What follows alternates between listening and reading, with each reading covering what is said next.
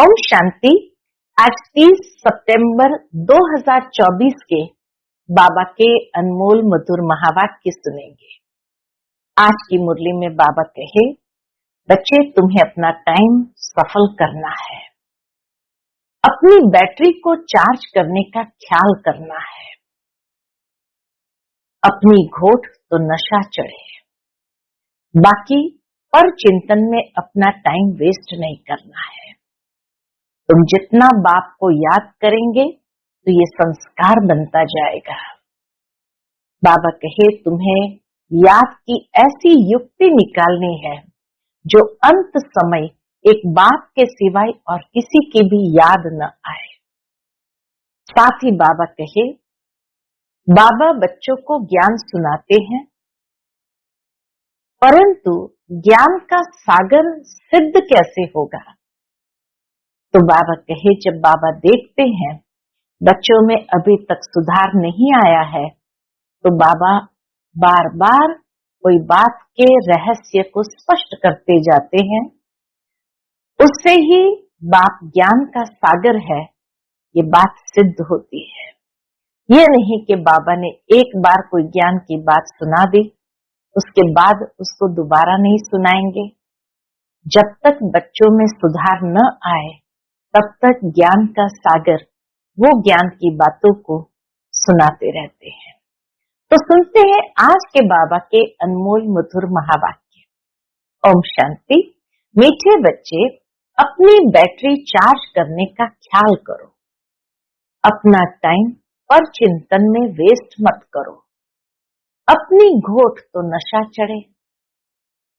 आज की मुरली से प्रश्न है, ज्ञान एक सेकंड का होते हुए भी बाप को इतना डिटेल से समझाने व इतना समय देने की आवश्यकता क्यों है? उत्तर है, क्योंकि ज्ञान देने के बाद बच्चों में सुधार हुआ है या नहीं, यह भी बाप देखते हैं और फिर सुधारने के लिए ज्ञान देते ही रहते हैं। सारे बीज और झाड़ का ज्ञान देते हैं, जिस कारण उन्हें ज्ञान सागर कहा जाता है। अगर एक सेकंड का मंत्र देकर चले जाए तो ज्ञान सागर का टाइटल भी न मिले। ओम शांति। रूहानी बाप बैठ रूहानी बच्चों को समझाते हैं। भक्ति मार्ग में परम पिता परमात्मा शिव को यहाँ ही पूजते हैं। भारत में ही शिव की पूजा होती है। बल बुद्धि में है कि ये होकर गए हैं। जहां पर लिंग देखते हैं तो उनकी पूजा करते हैं।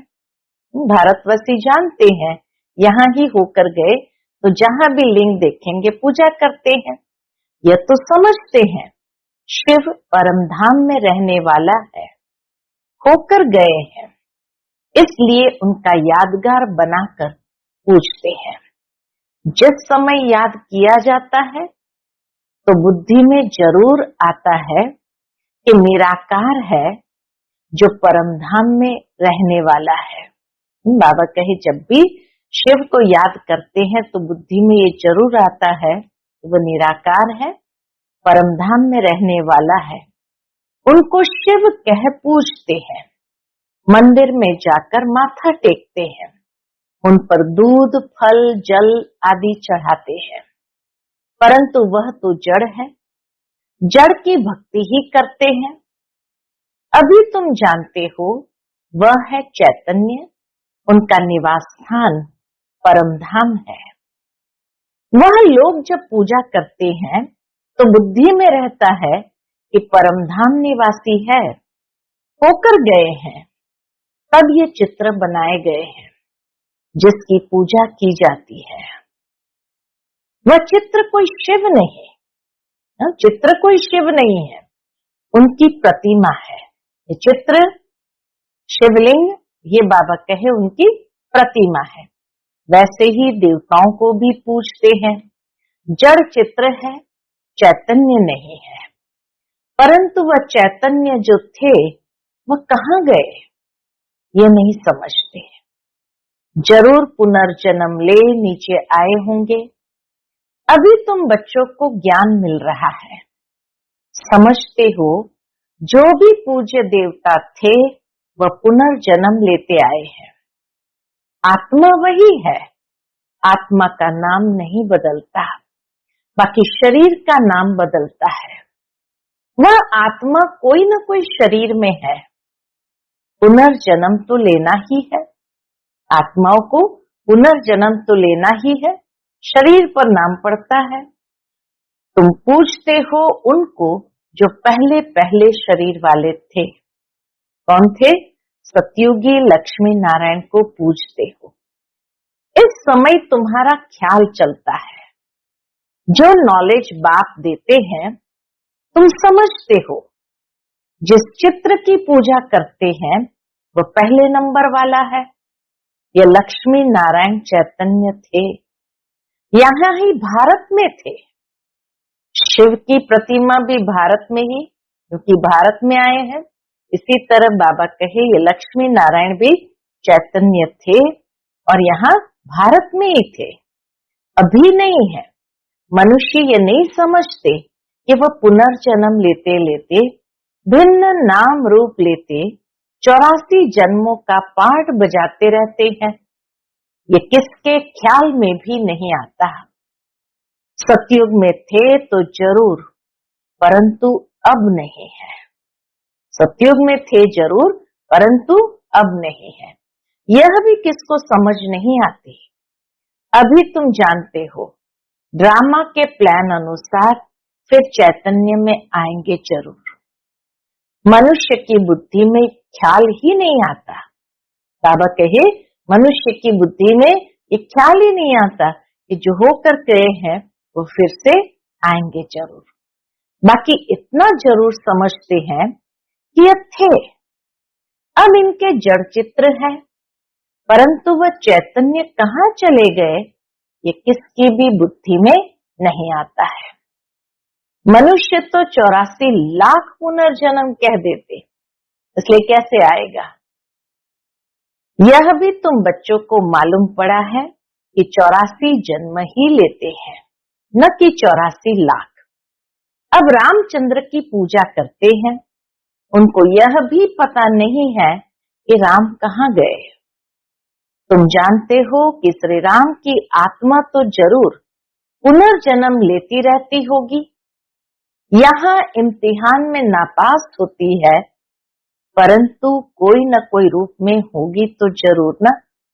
बाबा कहे श्री राम की आत्मा भी पुनर्जन्म लेते लेते अब यहाँ आती है, लेकिन कोई न कोई इम्तिहान में नापास हो जाती है।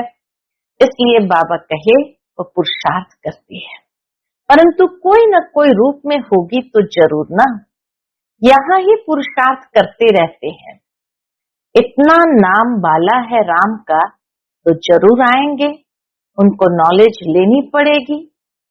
अभी कुछ मालूम नहीं पड़ता है तो उस बात को छोड़ देना पड़ता है।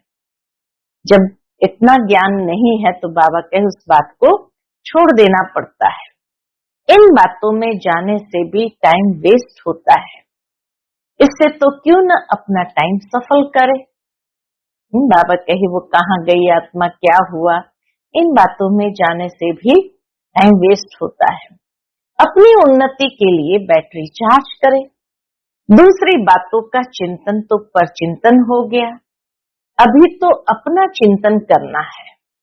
हम बाप को याद करें, यह भी जरूर पढ़ते होंगे, अपनी बैटरी चार्ज करते होंगे, परंतु तुमको अपनी करनी है। जैसे ब्रह्मा बाबा अपनी बैटरी चार्ज करते हैं, बाबा कहे तुम्हें अपनी करनी है। कहा जाता है अपनी घोट तो नशा चढ़े। बाप ने कहा है जब तुम सतो प्रधान थे तो तुम्हारा बहुत उच्च पद था, अब फिर पुरुषार्थ करो, मुझे याद करो। क्या पुरुषार्थ करना है? बाबा कहे मुझे याद करो तो विकर्म विनाश हो। मंजिल है ना, यह चिंतन करते करते सतो प्रधान बनेंगे। नारायण का ही सिमरण करने से हम नारायण बनेंगे। अंत काल में जो नारायण सिमरे बाप को याद करना है जिससे पाप कटे, फिर नारायण बने। ये नर से नारायण बनने की हाईएस्ट युक्ति है। कौन सी? कि बाप को कैसे भी याद करते रहे, अंत समय एक बाप के सिवाय और किसी की भी याद न आए।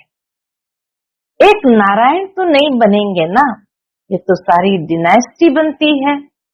बाप हाईएस्ट पुरुषार्थ कराएंगे। यह है राजयोग की नॉलेज। बाबा कहे यह है ही राजयोग की नॉलेज। सो भी पूरे विश्व का मालिक बनना है। जितना पुरुषार्थ करेंगे उतना जरूर फायदा है। एक तो अपने को आत्म जरूर निश्चय करो। कोई लिखते भी ऐसे हैं, फलानी आत्मा आपको याद करती है। बाबा को पत्र लिखते हैं तो बाबा को लिखते हैं, बाबा फलाने की आत्मा आपको याद करती है। आत्मा शरीर के द्वारा लिखती है। आत्मा का कनेक्शन है किसके साथ? शिव बाबा के साथ। मैं आत्मा फलाने शरीर के नाम रूप वाली हूँ, यह तो जरूर बताना पड़े ना, क्योंकि आत्मा के शरीर पर ही भिन्न भिन्न नाम पड़ते हैं। मैं आत्मा आपका बच्चा हूँ, मुझ आत्मा के शरीर का नाम फलाना है। आत्मा का नाम तो कभी बदलता नहीं। मैं आत्मा फलाने शरीर वाली हूँ। शरीर का नाम तो जरूर चाहिए, नहीं तो कारोबार चल न सके। यहाँ बाप कहते हैं, मैं भी इस ब्रह्मा के तन में आता हूँ टेम्पररी। टेम्पररी बाबा आते हैं, इनकी आत्मा को भी समझाते हैं, ब्रह्मा बाबा की आत्मा को भी समझाते हैं। मैं इस शरीर से तुमको पढ़ाने आया हूँ, यह मेरा शरीर नहीं है। बाबा कहे यह मेरा शरीर नहीं है, मैंने इनमें प्रवेश किया है, फिर चले जाएंगे अपने धाम। मैं आया ही हूँ तुम बच्चों को ये मंत्र देने। ऐसे नहीं कि मंत्र देकर चला जाता हूँ, नहीं, बच्चों को देखना भी पड़ता है कि कहाँ तक सुधार हुआ है, फिर सुधारने की शिक्षा देते रहते हैं। सेकंड का ज्ञान देकर चले जाए तो फिर ज्ञान का सागर भी न कहा जाए। इतना समय हुआ है तुमको समझाते रहते हैं। झाड़ की, भक्ति मार्ग की सब बातें समझने की डिटेल है, डिटेल में समझाते हैं। होलसेल माना मन मना भो, होलसेल ज्ञान है मन मना भो, परंतु ऐसा कहकर चले तो नहीं जाएंगे, पालना भी करनी पड़े। बाबा को पालना भी करनी पड़े, अर्थात देख रेख भी करनी पड़े। कई बच्चे बाप को याद करते करते फिर गुम हो जाते हैं। फलानी आत्मा जिसका नाम फलाना था, बहुत अच्छा पढ़ता था, स्मृति तो आएगी ना। पुराने बच्चे कितने अच्छे थे, उनको माया ने हप कर लिया है। शुरू में कितने आए, फट से आकर बाप की गोद ली, बट्ठी बनी, इसमें सबने अपना लक भाग्य अजमाया। फिर लक अजमाते अजमाते माया ने एकदम उड़ा दिया, ठहर न सके। फिर 5000 वर्ष के बाद भी ऐसे ही होगा। बाबा कहे जैसे अभी हुआ है, 5000 वर्ष के बाद भी ऐसे ही होगा। इतने चले गए, आधा झाड़ तो जरूर गया। इतना तेज गति से झाड़ हिला जो बाबा कहे आधा झाड़ तो जरूर गया। बल झाड़ वृद्धि को पाया है, परंतु पुराने चले गए। समझ सकते हैं उनसे कुछ फिर आएंगे जरूर पढ़ने। स्मृति आएगी कि हम बाप से पढ़ते थे। जैसे बाबा को उनकी स्मृति आती है, उनको भी स्मृति आएगी कि हम बाप से पढ़ते थे और सब अभी तक पढ़ते रहते हैं। हमने हार खा ली, फिर मैदान में आएंगे, बाबा आने देंगे। ये नहीं कि बाबा उनको रोकेंगे, बाबा आने देंगे, फिर भी भल आकर पुरुषार्थ करे, कुछ न कुछ अच्छा पद मिल जाएगा। बाप स्मृति दिलाते हैं, मीठे मीठे बच्चे, मामेकम याद करो तो पाप कट जाएंगे। अब कैसे याद करते हो, क्या ये समझते हो? पूछते बाबा, क्या ये समझते हो कि बाबा परम धाम में है? नहीं, बाबा तो यहाँ रथ में बैठे हैं। इस रथ का सबको मालूम पड़ता जाता है। यह है भाग्यशाली रथ, इनमें आया हुआ है। भक्ति मार्ग में थे तो उनको परम धाम में याद करते थे, परंतु यह नहीं जानते थे कि याद से क्या होगा। अभी तुम बच्चों को बाप खुद इस रथ में बैठ श्रीमत देते हैं, इसलिए तुम बच्चे समझते हो बाबा यहाँ इस मृत्यु लोक में पुरुषोत्तम संगम युग पर है। तुम जानते हो हमको ब्रह्मा को याद नहीं करना है। बाबा कहे एक एक बात स्पष्ट है, हमें किसको याद करना है? हमको ब्रह्मा को याद नहीं करना है। बाप कहते हैं माँ में कम याद करो। मैं इस रथ में रहकर तुमको यह नॉलेज दे रहा हूँ, अपनी भी पहचान देता हूँ, मैं यहाँ हूँ। आगे तो तुम समझते थे परम धाम में रहने वाला है, होकर गया है, परंतु कब ये पता नहीं था। होकर तो सब गए हैं ना, जिनके भी चित्र है अभी वह कहाँ है ये किसको पता नहीं है। जो जाते हैं वह फिर अपने समय पर आते हैं, भिन्न भिन्न पाठ बजाते रहते हैं। स्वर्ग में तो कोई जाते नहीं। बाप ने समझाया है स्वर्ग में जाने के लिए तो पुरुषार्थ करना होता है, और पुरानी दुनिया का अंत नई दुनिया की आद चाहिए। बीच में से तो कोई जा नहीं सकता है। घर जाने के लिए बाबा कहे पूरा पुरुषार्थ करना चाहिए, और पुरुषार्थ कब करना होता है? जब पुरानी दुनिया का अंत नई दुनिया की आदि हो, जिनको पुरुषोत्तम संगम युग कहा जाता है। यह ज्ञान अभी तुमको है। मनुष्य कुछ नहीं जानते, समझते भी है शरीर जल जाता है ताकि आत्मा चली जाती है। अब कलयुग है तो जरूर जन्म कलयुग में ही लेंगे, बीच में से तो कोई जा नहीं सकते हैं। सतयुग में थे तो जन्म भी सतयुग में ही लेते थे। यह भी जानते हो आत्माओं का सारा स्टॉक निराकारी दुनिया में होता है। जितनी भी आत्माएं हैं सब निराकारी दुनिया में होती है। यह तो बुद्धि में बैठा है ना, फिर वहां से आते हैं, यहाँ शरीर धारण कर जीव आत्मा बन जाते हैं। सबको यहाँ आकर जीव आत्मा बनना है, फिर नंबरवार वापस जाना है। सबको तो नहीं ले जाएंगे, नहीं तो प्रलय हो जाए। दिखाते हैं कि प्रलय हो गई, शास्त्र में दिखा दिया प्रलय हो गई। रिजल्ट कुछ नहीं दिखाते। तुम तो जानते हो यह दुनिया कभी खाली नहीं हो सकती। यह दुनिया कभी भी खाली नहीं हो सकती। गायन है राम गयो रावण गयो, जिनका बहुत परिवार है सब गए। राम का भी बहुत बड़ा परिवार, रावण का भी बहुत बड़ा परिवार। तो राम गयो रावण गयो, गयो बहु परिवार। सारी दुनिया में रावण संप्रदाय है ना, राम संप्रदाय तो बहुत थोड़ी है। राम की संप्रदाय है ही सत्युग त्रेता में, बहुत फर्क रहता है। बाद में फिर और टाल टालियां निकलती है। अभी तुम बीज और झाड़ को भी जानते हो। बाबा कहे अभी तुमने बीज और झाड़ को भी जाना है। बाप सब कुछ जानते हैं, तब तो सुनाते रहते हैं, इसलिए उनको ज्ञान सागर कहा जाता है। एक ही बात अगर होती तो फिर कुछ शास्त्र आदि भी बन न सके।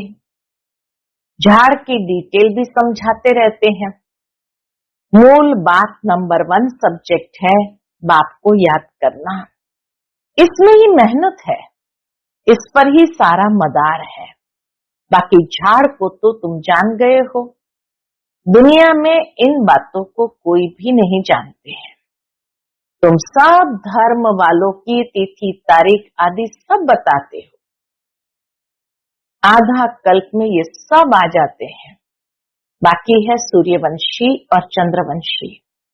इनके लिए बहुत युग तो नहीं होंगे ना, यही 2 युग। वहां मनुष्य भी थोड़े हैं, 84 लाख जन्म तो हो न सके।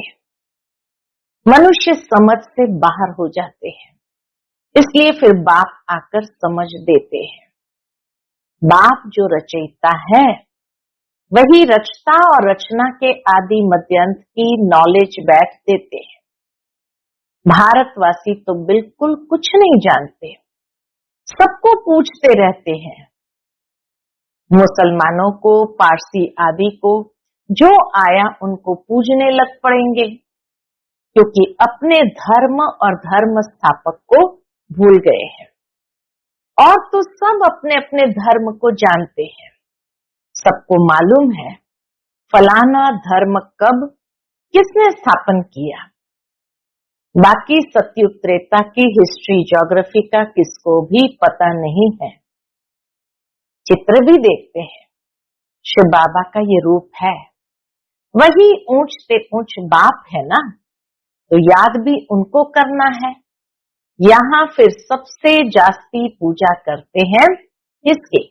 श्री कृष्ण की, क्योंकि नेक्स्ट में है ना, नेक्स्ट टू गॉड है। प्यार भी उनको करते हैं, तो गीता का भगवान भी उनको समझ लिया है। सुनाने वाला चाहिए तब तो उनसे वर्षा मिले। बाप ही सुनाते हैं। नई दुनिया की स्थापना और पुरानी दुनिया का विनाश कराने वाला और कोई हो न सके सिवाय एक बाप के। ब्रह्मा द्वारा स्थापना, शंकर द्वारा विनाश, विष्णु द्वारा पालना, ये भी लिखते हैं। यहाँ के लिए ही है, परंतु समझ कुछ भी नहीं। तुम जानते हो वह है निराकारी सृष्टि। परमधाम है निराकारी सृष्टि, यह है साकारी सृष्टि। सृष्टि तो यही है। यहाँ ही राम राज्य और रावण राज्य होता है। महिमा सारी यहाँ की है। बाकी सूक्ष्म वतन का सिर्फ साक्षात्कार होता है। मूल वतन में तो आत्माएं रहती है, फिर यहाँ आकर पाठ बजाती है। बाकी सूक्ष्म वतन में क्या है, ये चित्र बना दिया है, जिस पर बाप समझाते हैं। तुम बच्चों को ऐसा सूक्ष्म वतनवासी फरिश्ता बनना है। फरिश्ते हड्डी मांस बिगर होते हैं। कहते हैं ना, दधीची ऋषि ने हड्डियां भी दे दी। बाकी शंकर का गायन तो कहाँ है नहीं। ब्रह्मा विष्णु का मंदिर है, शंकर का कुछ है नहीं, तो उनको लगा दिया है विनाश के लिए। बाकी ऐसे कोई आंख खोलने से विनाश करता नहीं है। बाबा स्पष्ट करते हैं, ऐसे कोई आंख खोलने से विनाश करता नहीं है। देवताएं फिर हिंसा का काम कैसे करेंगे? न वह करते हैं, न शिव बाबा ऐसा डायरेक्शन देते हैं। डायरेक्शन देने वाले पर भी आ जाता है, हिसाब तो बन जाता है। कहने वाला ही फंस जाता है। वह तो शिव शंकर को ही इकट्ठा कह देते हैं। अब बाप भी कहते हैं, क्या कहते हैं? मुझे याद करो, मामेकम याद करो, ऐसे तो नहीं कहते हैं। शिव शंकर को याद करो, पतित पावन एक को ही कहते हैं। भगवान अर्थ सहित बैठ समझाते हैं। ये कोई जानते नहीं है, तो ये चित्र देख मूंझ पड़ते हैं। अर्थ तो जरूर बताना पड़े ना, समझने में टाइम लगता है। फोटो में कोई विरला निकलता है। मैं जो हूँ, जैसा हूँ, फोटो में कोई ही मुझे पहचान सकते हैं। बाबा ने गीता में भी ये कहा है, मैं जो हूँ, जैसा हूँ, फोटो में कोई ही मुझे पहचान सकते हैं। अच्छा, मीठे मीठे सिकिलते बच्चों प्रति माता पिता बाप दादा का याद प्यार और गुड मॉर्निंग। रूहानी बाप के रूहानी बच्चों को नमस्ते। हम सब रूहानी बच्चों की रूहानी माता पिता बाप दादा को याद प्यार, गुड मॉर्निंग और नमस्ते। नमस्ते, शुक्रिया बाबा, शुक्रिया। आज की मुरली से धारणा के लिए मुख्य सार है। पहली पॉइंट, किसी भी बात के चिंतन में अपना समय नहीं गंवाना है, अपनी मस्ती में रहना है, स्वयं के प्रति चिंतन कर आत्मा को सतो प्रधान बनाना है। दूसरी पॉइंट है, नर से नारायण बनने के लिए अंतकाल में एक बाप की ही याद रहे। इस हाईएस्ट युक्ति को सामने रखते हुए पुरुषार्थ करना है। मैं आत्मा हूं, इस शरीर को भूल जाना है। आज का बाप दादा का मधुर वरदान हम बच्चों के प्रति है, दाता की देन को स्मृति में रख, सर्व लगावों से मुक्त रहने वाले आकर्षण मुक्त भव। दाता की देन को स्मृति में रख, सर्व लगावों से मुक्त रहने वाले आकर्षण मुक्त भव। कई बच्चे कहते हैं कि इनसे मेरा कोई लगाव नहीं है, परंतु इनका यह गुण बहुत अच्छा है या इसमें सेवा की विशेषता बहुत है।